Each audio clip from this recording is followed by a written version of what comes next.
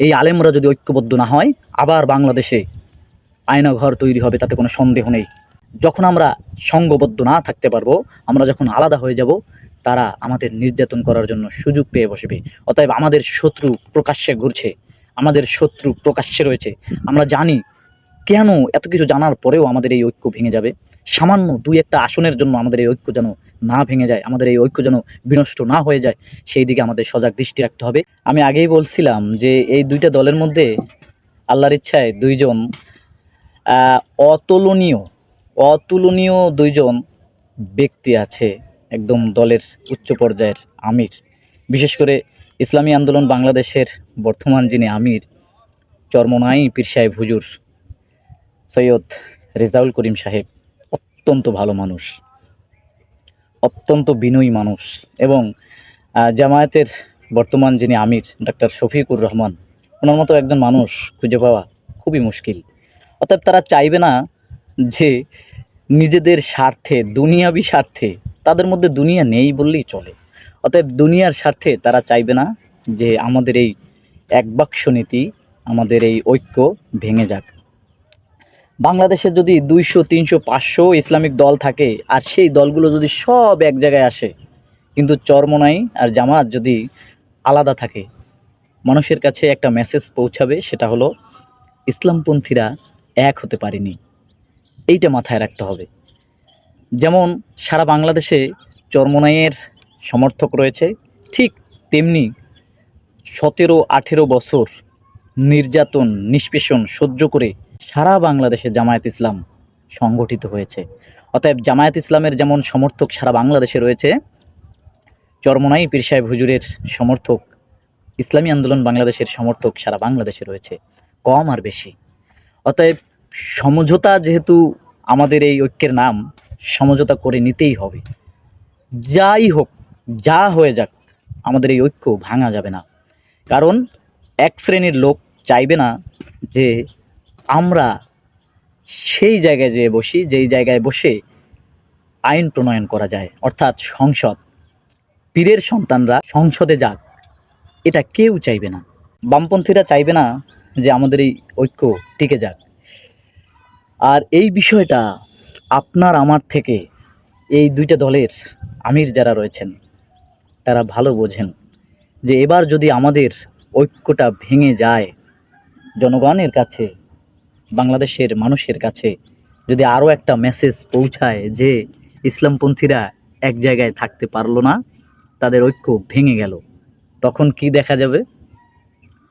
আমরা যেই স্বপ্ন দেখেছিলাম, আমরা যে আশায় বুক বেঁধেছিলাম যে এই তো হয়তোবা বাংলাদেশে ইসলামপন্থীদের উত্থান হবে, তারা ঐক্য হবে, আল্লাহর রাসূল সাল্লাল্লাহু আলাইহি ওয়াসাল্লাম শেষ ভাষণের দিন, যা বিদায় হজের শেষ ভাষণে যে আল্লাহর রাসূল সাল্লাল্লাহু আলাইহি ওয়াসাল্লাম যে স্বপ্ন দেখেছিলেন যে ইসলামপন্থীরা এক হবে, তাদের মধ্যে মতানৈক্য থাকবে না, তারা ঐক্য হবে, সেই ধরনের যে একটা ঐক্য বাংলাদেশে তৈরি হতে যাচ্ছিল, সেই ঐক্য ভেঙে যাক, এটা এই ২ দলের আমির কখনোই চাইবে না। যদি সেটা চাইতো, তবে আমরা কর্মীরা, মিডিয়া ব্যক্তিত্বরা, ইউটিউবাররা, বিশেষ করে দলের বিভিন্ন পর্যায়ের নেতারা যখন কথা বলা শুরু করলো এক দল আর এক দলের বিরুদ্ধে, তখন কিন্তু আমাদের এই ২টা দলের আমির যারা রয়েছেন তারা চুপ আছেন। তারা এখনো পর্যন্ত কোনো কথা বলেননি। শেষমেশ তারা আশার বাণী আমাদেরকে শোনাবেন, যাতে করে আমাদের এই ঐক্য টিকে যায়। কারণ এই ঐক্য টিকে যদি না যায়, এই ঐক্য যদি কোনোভাবে ভেঙে যায়, আমরা যে সিঁড়িটা পেয়েছিলাম জুলাই আন্দোলনের মাধ্যমে, ইসলামপন্থীরা এক হওয়ার, ইসলামপন্থীরা আইন প্রণয়ন করার যে সিঁড়ি আমরা পেয়েছি, সেই সিঁড়িটার নাম হলো জুলাই আন্দোলন, জুলাই গণ অভ্যুত্থান। অতএব এই জুলাই গণ অভ্যুত্থান আমাদেরকে যে সিঁড়িটা বানিয়ে দিয়েছে, এই সিঁড়ি যদি ভেঙে যায়, এই ঐক্য যদি ভেঙে যায়, আমরা কখনোই আর এরকম স্বপ্ন দেখতে পারবো না যে আমরা আইন প্রণয়ন করব। বামপন্থীরা চাইবে না পীরের সন্তানরা কোনোভাবে সংসদে যাক, আইন প্রণয়ন করুক, এটা স্বাভাবিক। অতএব আমাদের সতর্ক, সজাগ দৃষ্টি রাখতে হবে। আমাদের নিজেদের দুনিয়াবি স্বার্থ ভুলে গিয়ে দেশ ও জাতির জন্য, ইসলামের জন্য ঐক্যবদ্ধ হতে হবে। আমাদের ঐক্য কোনোভাবেই বিনষ্ট না হয় সেই দিক খেয়াল রাখতে হবে। আমাদের ঐক্য ধরে রাখতে হবে।